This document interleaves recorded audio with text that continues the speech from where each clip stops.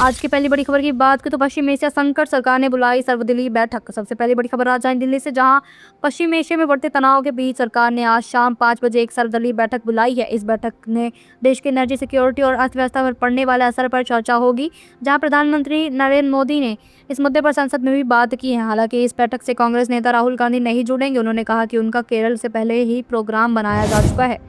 बात करें अगली बड़ी खबर की, जहां पीएम मोदी की वैश्विक एनर्जी सिक्योरिटी पर डिप्लोमेटिक पहल। विदेश नीति की बात करें तो पीएम मोदी ने अमेरिका के राष्ट्रपति डोनाल्ड ट्रंप और श्रीलंका के राष्ट्रपति अनुराग कुमार दिसानाके के से फोन पर बात की थी। दोनों बीच बातचीत का केंद्र बिंदु रहा पश्चिम एशिया का हाथ और जल मध्य यानी स्ट्रेट ऑफ हॉर्मुज का सुरक्षित रास्ता बनाना, जो हमारी एनर्जी सिक्योरिटी के लिए बहुत ज्यादा जरूरी बताया जा रहा है। साथ ही रिपोर्ट्स को बताया जा रहा है दिल्ली का बड़ा बजट सीएम रेखा गुप्ता ने पेश किया 1.3 लाख करोड़ का प्लान।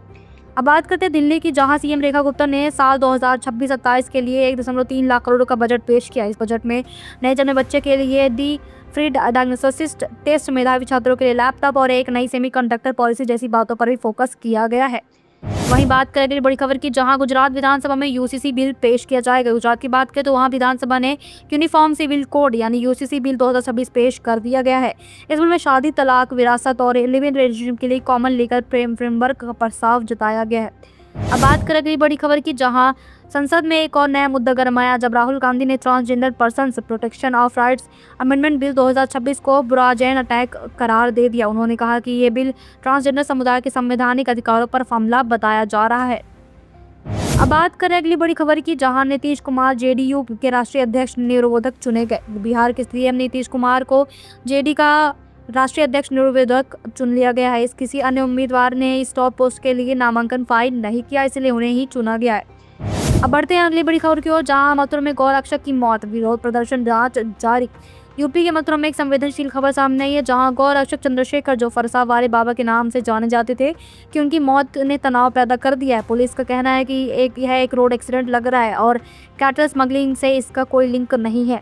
हालांकि इस घटना के बाद लोगों से प्रदर्शन किया, जहां पत्थर भी फेंके गए हैं। अब लगातार मामले की जांच जारी बताई जा रही है। अब बात करते हैं अगली बड़ी खबर की, जहां सहारनपुर में दिल दहलाने देने वाली वारदात आई है। पुलिस ने सामने भाई की बहन गोली मारी। यूपी से एक और शॉकिंग क्राइम न्यूज सहारनपुर से आई है, जहां पुलिस के मौजूदगी में एक व्यक्ति ने अपनी बहन के सिर में गोली मार दी। पीड़िता राखी, जो अपने एक साथ गायब हो गई थी, पुलिस ने उसे रातों रात रिकवर किया। सुबह मेडिकल एग्जामिनेशन के वक्त उसके भाई ने पुलिस के सामने ही उस पर अटैक कर दिया। पीड़िता की हालत नाजुक बताई जा रही है और लगातार अपराधियों को पकड़ने की कोशिश लगातार जारी बताई जा रही है। वहीं बात करें अगली बड़ी खबर की, जहां आसिया अमरादी को उम्र कैद की सजा दी गई। दिल्ली के एक कोर्ट में कश्मीरी अलगाववादी ने दुर्खतान मिल्लत की प्रमुख आसिया अमरादी को यूपीई के केस में अभी आजीवन कारावास की सजा सुना दी है, जहां उन्होंने दहाड़वाद और आतंकवादी गतिविधियों को बढ़ावा देने के आरोप में दोषी को करार दिया गया है। वहीं बात करें अगली बड़ी खबर की, जहां देश ने पहली बार पैसिव यूथेनिया की मरीज का निधन हुआ। हरीश राणा, जो देश के पहले शख्स थे जिन्हें पैसिव यूथेनिया की अनुमति दी गई थी, आज सुबह उनका निधन हो गया। पिछले 5 साल से वेजिटेटिव स्टेट में से सुप्रीम कोर्ट के दिशा निर्देशों के तहत उनकी जीवन रक्षक प्रणाली हटाई गई थी। वहीं बात करें अगली बड़ी खबर की, जहां मध्य प्रदेश में बोर्ड से परीक्षा के दौरान नकल का बड़ा मामला सामने आया है। मध्य प्रदेश के शिक्षा जगत से जुड़ी बड़ी खबर, जहां 10th बोर्ड की परीक्षा के दौरान भोपाल और इंदौर में नकल का एक बड़ा नेटवर्क पकड़ा गया, जहां पुलिस ने 25 से अधिक लोगों को हिरासत में ले लिया है, जिनमें परीक्षा केंद्रों के सुपरवाइजर भी शामिल बताए जा रहे हैं और उनके खिलाफ लगातार कार्रवाई के निर्देश भी दे दिए गए हैं। वहीं बात करें अगली बड़ी खबर की, जहां महाराष्ट्र में किसानों का विशाल मोर्चा मुंबई की ओर पदयात्रा। महाराष्ट्र में किसान फिर से सड़कों पर उतर आए हैं, जहां नासिक और जलगांव से हजारों किसान फसलों का न्यूनतम समर्थन मूल्य और कर्ज माफी की मांग को लेकर मुंबई की ओर पदयात्रा कर रहे हैं। राज्य सरकार ने उनसे बातचीत के लिए प्रतिनिधिमंडल बुलाया, जहां लेकिन किसान नेता अड़े हुए हैं कि अभी भी वो नहीं आएंगे, ना ही वो किसी बात को समझने को तैयार हो रहे हैं। अब बात करें अगली बड़ी खबर की, जहाँ पंजाब में ड्रग्स तस्करी का बड़ा खुलासा, 500 किलोग्राम हीरोइन बरामद। पंजाब में ड्रग्स तस्करी के खिलाफ बड़ी कार्रवाई करते हुए अमृतसर में बीएसएफ और पंजाब पुलिस ने 500 किलोग्राम हीरोइन बरामद की है। यह इस साल की सबसे बड़ी ड्रग्स खेप है। तस्करी से जुड़े 2 अंतर्राष्ट्रीय तस्करों को गिरफ्तार भी किया गया। साथ ही साथ अब बात करें अगली बड़ी खबर की, जहां राजस्थान में भीषण गर्मी का अलर्ट, पारा 45 डिग्री के पार बताया जा रहा है। मौसम विभाग ने राजस्थान के अधिकांश हिस्सों में भीषण गर्मी को लेकर अलर्ट जारी किया है। जोधपुर, बीकानेर और जैसलमेर में अधिक तापमान 45 डिग्री सेल्सियस के पार दर्ज किया गया। विभाग ने पिछले 48 घंटे में लू चलने की संभावना भी जताई है। साथ ही साथ वही बात करें अगली बड़ी खबर की, जहां दिल्ली एनसीआर में प्रदूषण एक बार फिर गंभीर श्रेणी में बताया गया है। तो दिल्ली एनसीआर में प्रदूषण का स्तर एक बार फिर से गंभीर श्रेणी में पहुंच गया है। कई इलाकों में EQI 400 से पार बताया गया है, जहां ग्रेप के नियम 3 यानी ग्रेप 3 लागू कर दिए गए हैं। इसके तहत कई निर्माण कार्यों पर भी रोक लगा दी गई है। वहीं बात करें अगली बड़ी खबर, जहां भारत और बांग्लादेश के बीच सीमा पर तनाव, BSF की बैठक।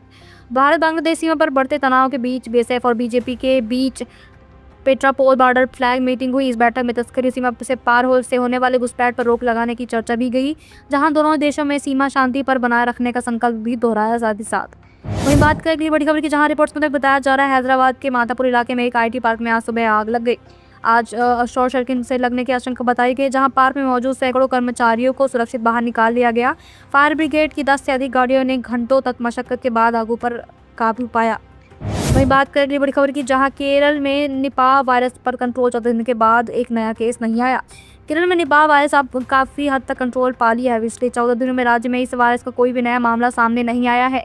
स्वास्थ्य विभाग ने कहा कि अगर अगले आने वाले हफ्ते में कोई केस नहीं आता है तो इस महामारी को पूरी तरह खत्म घोषित कर दिया जाएगा। वहीं बात करें दूसरी बड़ी खबर की, जहां ओडिशा में ट्रेन हादसा, 3 की मौत, 20 घायल। ओडिशा के बालेश्वर जिले में आज सुबह एक मालगाड़ी और यात्री ट्रेन की टक्कर हो गई। इस हादसे में 3 लोगों की मौत हो गई, जबकि 20 से अधिक लोग घायल बताए जा रहे हैं। रेलवे ने हाई लेवल जांच का आदेश दे दिए हैं और घायलों को नजदीकी अस्पताल में भर्ती भी कराया जा रहा है। वही बात करें अगली बड़ी खबर की, जहां जम्मू कश्मीर में आतंकियों ने की फायरिंग, सुरक्षा बलों का जवाबी कार्रवाई। जम्मू कश्मीर के शोपिया इलाके में जिले में आतंकियों ने सुरक्षा बलों पर फायरिंग की, जहां सुरक्षा बलों ने जवाबी कार्रवाई करते हुए इलाके को घेर लिया। इस मुठभेड़ में अब तक किसी को हताहत होने की खबर नहीं मिली है। इलाके में तलाशी भी अभियान लगातार जारी बताई जा रही है। वहीं बात करें अगली बड़ी खबर की, जहां हिमाचल प्रदेश में बर्फबारी का येलो अलर्ट जारी। हिमाचल प्रदेश के काफ़ी ऊंचाई वाले इलाकों में एक बार फिर बर्फबारी शुरू हो गई है, जहां मौसम विभाग ने कुल्लू, मनाली और लाहौल स्पीति में येलो अलर्ट जारी किया है। इस पर्यटक में खुशी का माहौल देखा जा रहा है, लेकिन सड़कें बंद होने से स्थानीय लोगों को दिक्कतों का सामना भी करना पड़ रहा है। साथ ही साथ बात करें दूसरी बड़ी खबर की, जहां सुप्रीम कोर्ट ने इलेक्टोरल बॉन्ड स्कीम की जांच की मांग वाली याचिका पर सुनवाई से इनकार कर दिया। कोर्ट ने कहा कि ये मामला पहले से निपट चुका है और इस पर अब फिर से सुनवाई नहीं की जा सकती। हालांकि याचिकाकर्ता ने इस फैसले को चैलेंज करने की बात कही है। अब बात करें अगली बड़ी खबर की, जहां स्वास्थ्य मंत्रालय ने देश में कोरोना के नए सब वेरिएंट XBB12 को लेकर अलर्ट जारी किया है। अब तक देश में इस वेरिएंट के 10 मामले सामने आ गए हैं। सभी राज्यों को जीनोम वैक्सीनेशन सीविंग्स बढ़ाने और निगरानी तेज करने के निर्देश भी दे दिए गए हैं। साथ ही साथ अब बढ़ते हैं अगली बड़ी खबर की ओर, जहां ऑटोमोबाइल सेक्टर में ग्राहकों के लिए बड़ी खुशखबरी बताई जा रही है। कई कार कंपनियां ने त्योहारी सीजन देखते हुए अपनी गाड़ियों की कीमतों में 50,000 से लेकर 2 लाख रुपए तक की छूट देने की घोषणा भी की है। साथ ही साथ अब बात करें आज के इस बुलेटिन की अंतिम खबर की, जहां मौसम की है। देश और उत्तरी राज्यों हरियाणा, पंजाब और यूपी में आज भी मौसम सुहावना बना हुआ है। वहीं दक्षिण भारत में केरल, तमिलनाडु, कर्नाटक में के कुछ हिस्सों में हल्की से मध्यम बारिश होने का अनुमान बताया गया है। मौसम विभाग के मुताबिक अगले 3 दिनों में दिल्ली NCR का मौसम साफ रहेगा। तो दोस्तों, फिलहाल इस बुलेटिन में बस इतना ही।